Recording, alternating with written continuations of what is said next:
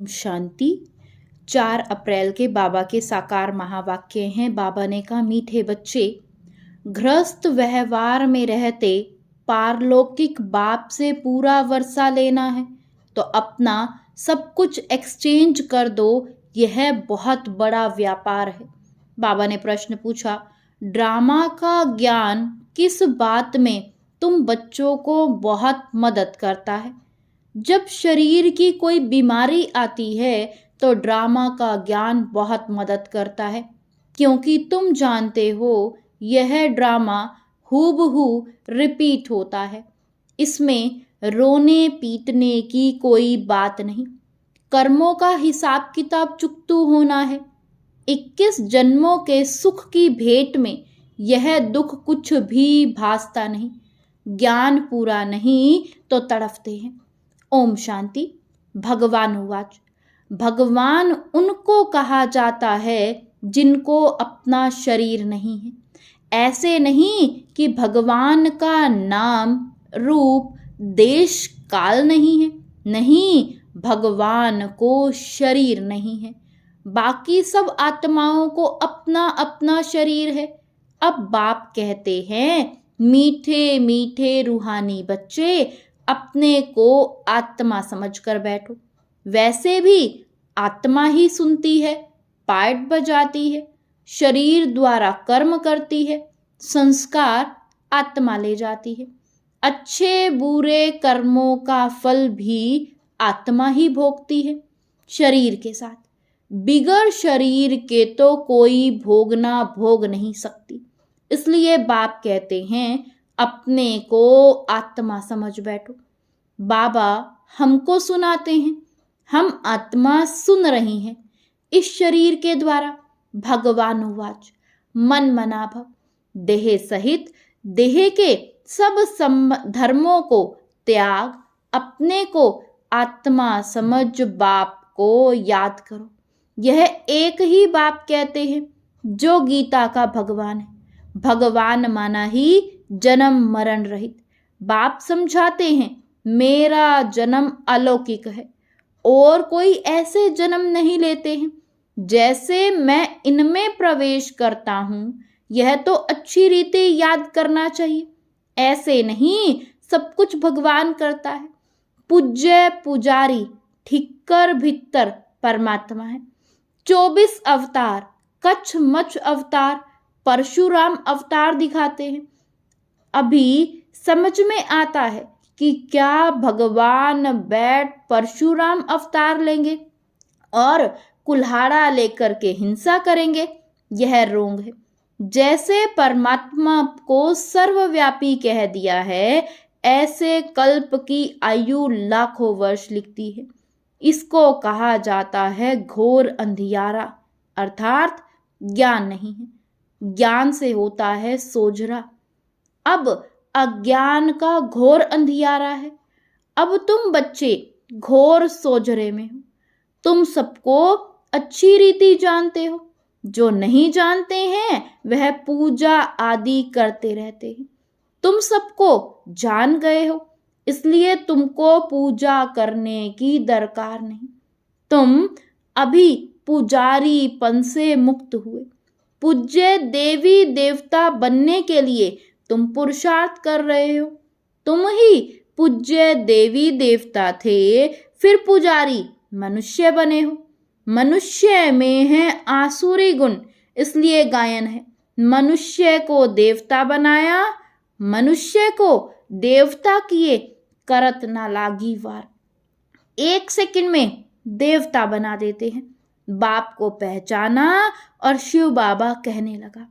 बाबा कहने से दिल में आता है कि हम विश्व के, स्वर्ग के मालिक बनते हैं। यह है बेहद का बाप। अभी तुम फट से आकर पारलौकिक बाप के बने हो। बाप फिर कहते हैं, गृहस्थ व्यवहार में रहते हुए अब पारलौकिक बाप से वर्षा ले लो। लौकिक वर्षा तो तुम लेते आए हो, अब लौकिक वर्षे को पारलौकिक वर्षे के साथ एक्सचेंज करो। कितना अच्छा व्यापार है। लौकिक वर्षा क्या होगा? यह है बेहद का वर्षा। सो भी गरीब झट से ले लेते, गरीबों को एडॉप्ट करते हैं। बाप भी गरीब निवाज है ना, गायन है मैं गरीब निवाज हूँ। भारत सबसे गरीब है, मैं आता ही भारत में हूँ। इनको आकर साहूकार बनाता हूँ। भारत की महिमा बहुत भारी है, यह सबसे बड़ा तीर्थ है। परंतु कल्प की आयु लंबी कर देने से बिल्कुल भूल गए हैं। समझते हैं भारत बहुत साहूकार था, अब गरीब बना है। आगे अनाज आदि सब यहाँ से विलायत में जाता था। अभी समझते हैं भारत बहुत गरीब है, इसलिए मदद देते हैं। ऐसे होता है जब कोई बड़ा आसामी फेल हो जाती है तो आपस में फैसला कर उनको मदद देते हैं। यह भारत है सबसे प्राचीन। भारत ही हेवन था। पहले पहले आदि सनातन देवी देवता धर्म था। सिर्फ टाइम लंबा कर दिया है, इसलिए मूंझते हैं। भारत को मदद भी कितनी देते हैं। बाप को भी भारत में ही आना पड़ता है। तुम बच्चे जानते हो हम बाप से वर्षा ले रहे हैं। लौकिक बाप का वर्षा एक्सचेंज करते हैं पारलौकिक से, जैसे इसने किया। किसने? ब्रह्मा बाबा ने। देखा, पारलौकिक बाप से तो ताज तख्त मिलता है, कहाँ वह बादशाही और कहाँ यह गद्दाई। कहा भी जाता है फॉलो फादर। भूख मरने की तो बात ही नहीं। बाप कहते हैं ट्रस्टी होकर संभालो। बाप आकर सहज रास्ता बताते हैं। बच्चों ने बहुत तकलीफ देखी है, तब तो बाप को बुलाते हैं, हे परमपिता परमात्मा रहम करो। सुख में कोई भी बाप को याद नहीं करते, दुख में सिमरन सब करते हैं। अब बाप बतलाते हैं कि कैसे सिमरन करो। तुमको तो सिमरन करना भी आता नहीं है, मैं ही आकर तुमको बतलाता हूँ। बच्चे, अपने को आत्मा समझो और पारलौकिक बाप को याद करो तो तुम्हारे पाप कट जाएंगे। सिमर सिमर सुख पाओ, कलह कलेश मिटे सब तन के। जो भी शरीर के दुख हैं सब मिट जाएंगे। तुम्हारी आत्मा और शरीर दोनों पवित्र बन जाएंगे। तुम ऐसे कंचन थे, फिर पुनर्जन्म लेते लेते आत्मा पर जंक चढ़ जाती है, फिर शरीर भी पुराना मिलता है। जैसे सोने में अलॉय डाला जाता है, पवित्र सोने का जेवर भी पवित्र होगा, उसमें चमक होती है। अलॉय वाला जेवर काला हो जाएगा। बाप कहते हैं तुम्हारे में भी खाद पड़ी है, उसको अब निकालना है। कैसे निकलेगी? बाप से योग लगाओ। पढ़ाने वाले के साथ योग लगाना होता है ना। यह तो बाप, टीचर, गुरु सब कुछ है। उनको याद करो तो तुम्हारे विकर्म विनाश होंगे, और वह तुमको पढ़ाते भी हैं। पतित पावन सर्वशक्तिमान तुम मुझे ही कहते हो। कल्प कल्प बाप ऐसे ही समझाते हैं। मीठे मीठे सिकिलदे बच्चे 5000 वर्ष के बाद आकर तुम मिलते हो, इसलिए तुमको सिकिलदे कहा जाता है। अब इस देह का अहंकार छोड़ आत्म अभिमानी बनो। आत्मा का भी ज्ञान दे दिया जो बाप बिगर कोई दे ना सके। कोई मनुष्य नहीं जिसको आत्मा का ज्ञान हो। सन्यासी, उदासी, गुरु, गोसाई कोई भी नहीं जानते। अब वह ताकत नहीं रही है। अभी सबकी ताकत कम हो गई है। सारा झाड़ जड़ जड़ी भूत अवस्था को पाया हुआ है। अब फिर नई स्थापना होती है। बाप आकर वैरायटी झाड़ का राज समझाते हैं। कहते हैं पहले तुम राम राज्य में थे, फिर जब तुम वाम मार्ग में जाते हो तो रावण राज्य शुरू हो जाता है। फिर और धर्म आते हैं।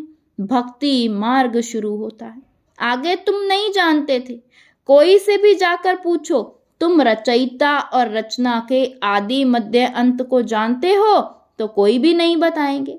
बाप भक्तों को कहते हैं, अब तुम जज करो। बोर्ड पर भी लिख दो, एक्टर होगा, ड्रामा के डायरेक्टर, क्रिएटर, प्रिंसिपल एक्टर को नहीं जानते तो कैसे एक्टर को क्या कहेंगे। हम आत्मा यहाँ भिन्न भिन्न शरीर लेकर के पार्ट बजाते आए, तो जरूर यह नाटक हुआ ना। गीता है माता, बाप है शिव, बाकी सब है रचना। गीता नई दुनिया को क्रिएट करती है, यह भी किसी को मालूम नहीं है कि नई दुनिया को कैसे क्रिएट करते हैं। नई दुनिया में पहले पहले तुम ही हो। अभी यह है पुरुषोत्तम संगम युगी दुनिया। यह पुरानी दुनिया भी नहीं है तो नई दुनिया भी नहीं है, यह है ही संगम। ब्राह्मणों की चोटी है। विराट रूप में भी ना शिव बाबा को दिखाते, ना ब्राह्मण चोटी दिखाते हैं। तुमने तो चोटी भी दिखाई है ऊपर में, तुम ब्राह्मण बैठे हो। देवताओं के पीछे हैं क्षत्रिय, द्वापर में पेट के पुजारी, फिर शूद्र बनते हैं। यह बाजोली है, तुम सिर्फ बाजोली को याद करो। यही तुम्हारे लिए 84 जन्मों की यात्रा है। सेकंड में सब याद आ जाता है। हम ऐसे चक्कर लगाते हैं, यह राइट चित्र है, वह रोंग है। बाप बिगर राइट चित्र कोई बनवा ना सके। इन द्वारा बाप समझाते हैं, तुम ऐसे ऐसे बाजोली खेलते हो। सेकंड में तुम्हारी यात्रा होती है, कोई तकलीफ की बात नहीं। रूहानी बच्चे समझते हैं बाप हमको पढ़ाते हैं। यह सत्संग है, सत्य बाप के साथ, वह है झूठ संग। सचखंड बाप स्थापन करते हैं, मनुष्य की तो ताकत नहीं, भगवान ही कर सकते हैं। भगवान को कहा ही जाता है ज्ञान का सागर। मनुष्य यह भी नहीं जानते कि यह परमात्मा की महिमा है। वह शांति का सागर तुमको शांति दे रहा है। सुबह को भी तुम ड्रिल करते हो, शरीर से न्यारा हो, बाप की याद में रहते हो। यहाँ तुम आए हो जीते जी मरने, बाप पर तुम न्योछावर होते हो। यह तो पुरानी दुनिया है, पुराना चोला है। इनसे जैसे नफरत आती है, इनको छोड़कर जाएं, कुछ भी याद ना आए, सब कुछ भूला हुआ है। तुम कहते भी हो भगवान ने सब कुछ दिया है, तो अब उनको भी दे दो। भगवान फिर तुमको कहते हैं तुम ट्रस्टी बनो। भगवान ट्रस्टी नहीं बनेगा, ट्रस्टी तुम बनते हो। फिर पाप तो करेंगे नहीं। आगे पाप आत्माओं की पाप आत्माओं से लेन देन होती आई है। अब संगम युग पर तुम्हारी पाप आत्माओं से लेन देन नहीं है। पाप आत्माओं को दान किया तो पाप सिर पर चढ़ जाएगा। करते हो ईश्वर अर्थ और देते हो पाप आत्मा को। बाप कुछ लेते थोड़े ही हैं। बाप कहेंगे जाकर सेंटर खोलो तो बहुतों का कल्याण होगा। बाप समझाते हैं जो कुछ होता है हूबहू ड्रामा अनुसार रिपीट होता ही रहता है। फिर इसमें रोने पीटने दुख करने की तो कोई बात ही नहीं। कर्मों का हिसाब किताब चुकतू होना ही अच्छा है। वैद्य लोग कहते हैं बीमारी सारी उथल खाएगी। बाप भी कहते हैं रहा हुआ हिसाब किताब चुकतू करना है, या तो योग से या फिर सजाओं से चुकतू करना पड़े। सजाएं तो बहुत कड़ी हैं, उनसे बीमारी आदि में चुकतू होता तो बहुत अच्छा है। वह दुख 21 जन्मों के सुख की भेंट में भासता नहीं है, क्योंकि सुख बहुत है। ज्ञान पूरा नहीं है तो बीमारी में तड़फते रहते हैं। बीमार पड़ते हैं तो भगवान को बहुत याद करते हैं, वह भी अच्छा है। एक को ही याद करना है। वह भी समझाते रहते हैं। वो लोग गुरुओं को याद करते हैं। अनेक गुरु हैं, एक सतगुरु को तो तुम ही जानते हो, वह ऑलमाइटी अथॉरिटी है। बाप कहते हैं मैं इन वेद ग्रंथों आदि को जानता हूँ। यह भक्ति मार्ग की सामग्री है, इनसे कोई मुझे प्राप्त नहीं कर सकता। बाप कहते ही आए हैं पाप आत्माओं की दुनिया में। बाबा ने कहा बाप आते हैं पाप आत्माओं की दुनिया में। यह पुण्य आत्माएं कहाँ से आई? जिसने पूरे 84 जन्म लिए हैं, उनके शरीर में आता हूं। सबसे पहले यह सुनते हैं। बाबा कहते हैं यहाँ तुम्हारी याद की यात्रा अच्छी होती है। यहाँ भल तूफान भी आएंगे, परंतु बाप समझाते रहते हैं कि अपने को आत्मा समझ बाप को याद करो। कल्प पहले भी तुमने ऐसे ही ज्ञान सुना था। दिन प्रतिदिन तुम सुनते रहते हो।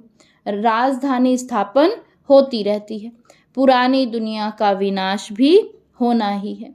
अच्छा, मीठे मीठे सिकिलदे बच्चों प्रति माता पिता बाप दादा का याद प्यार और गुड मॉर्निंग। रूहानी बाप की रूहानी बच्चों को नमस्ते। धारणा के लिए मुख्य सार है। फर्स्ट पॉइंट, सवेरे सवेरे उठ शरीर से न्यारा होने की ड्रिल करनी है। पुरानी दुनिया, पुराना चोला कुछ भी याद ना आए, सब कुछ भूला हुआ हो। सेकंड पॉइंट, संगम युग पर पाप आत्माओं से लेन देन नहीं करनी है। कर्मों का हिसाब किताब खुशी खुशी से चुकतू करना है। रोना पीटना नहीं, सब कुछ बाप पर न्योछावर कर फिर ट्रस्टी बन संभालना है। वरदान दिया बाबा ने आज। महसूसता की शक्ति द्वारा स्व परिवर्तन करने वाले तीव्र पुरुषार्थी भव। महसूसता की शक्ति द्वारा स्व परिवर्तन करने वाले तीव्र पुरुषार्थी भव। कोई भी परिवर्तन का सहज आधार महसूसता की शक्ति है। जब तक महसूसता की शक्ति नहीं आती तब तक अनुभूति नहीं होती, और जब तक अनुभूति नहीं तब तक ब्राह्मण जीवन की विशेषता का फाउंडेशन मजबूत नहीं। उमंग उत्साह की चाल नहीं। जब महसूसता की शक्ति हर बात का अनुभवी बनाती है तब तीव्र पुरुषार्थी बन जाते हैं। महसूसता की शक्ति सदा काल के लिए सहज परिवर्तन करा देती है। स्लोगन है, स्नेह के स्वरूप को साकार में इमर्ज कर ब्रह्मा बाप समान बनो। स्नेह के स्वरूप को साकार में इमर्ज कर ब्रह्मा बाप समान बनो। ओम शांति, ओम शांति।